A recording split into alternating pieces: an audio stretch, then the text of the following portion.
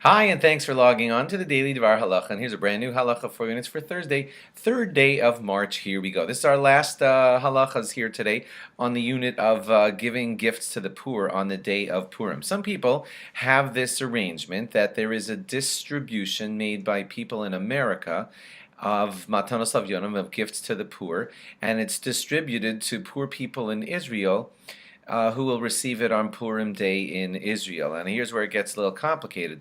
The distribution, the people in America who are distributing the money want to have the Israelis receive it daytime on Purim Day, so they are distributing it late at night on Purim night, so that, Israel's 7 hours ahead of us. So if you're doing it around midnight, the poor people are receiving their gifts, however it's getting over to them in Israel. It's getting to them 7 in the morning, and that's kind of beautiful.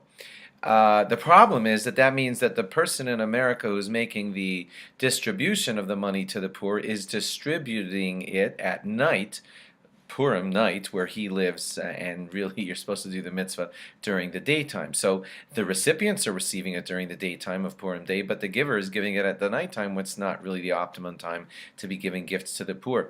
Rav Belsky said that we could be lenient on this matter, and it's okay to do it this way. So rest assured that if you are distributing money from America to Israelis, and you're doing it on Purim night, and they're getting it early morning Purim Day, then that is okay for you to do it that way, said Rav Belsky. Now, this case I don't think is going to apply to you, but it's still fascinating to know. Let's say there is a poor person who you had lent money to, and he owes you $5,000. And you decide to be very magnanimous, and you tell him on Purim Day that he doesn't have to pay back the $5,000 loan. Well, that is an unbelievably great feeling for the poor person. He's basically $5,000 richer when you announce that to him.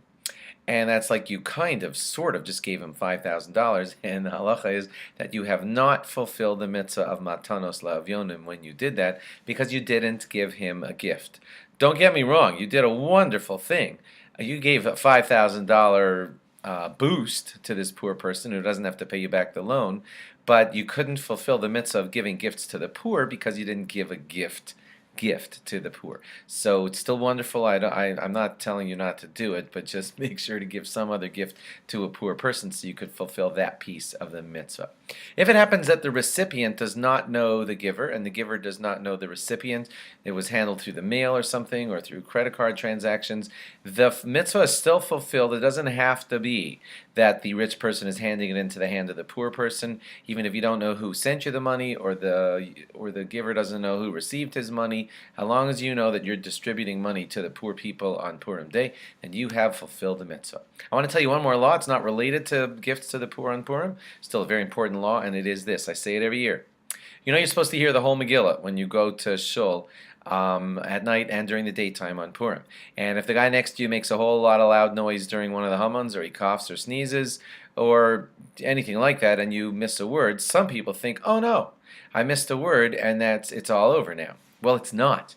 The halacha is that it's not all over. You have to hear the majority of the Megillah through the reader who's reading it from a parchment, but you don't have to hear every single word from him. Some of the minority of the Megillah you can hear from you just saying it to yourself, even if it's from a non-parchment Megillah, just book that you're reading it from. That's still going to fulfill it for you. So if they made a noise on one of the Hammons and you didn't hear the Baal Koreh say it out of the parchment, you can just say Haman quietly to yourself out of whatever you're reading from, and you will still fulfill the mitzvah. You only can't do this for a beginning chunk of the Megillah or an end chunk of the Megillah. You can't come in 3 sentences late and just quickly read those, or miss the last 3 and quickly read those.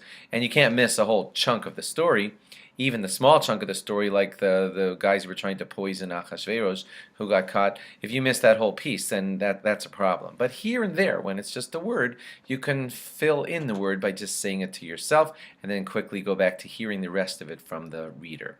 Thanks for logging on, and log on again tomorrow for more. Bye-bye.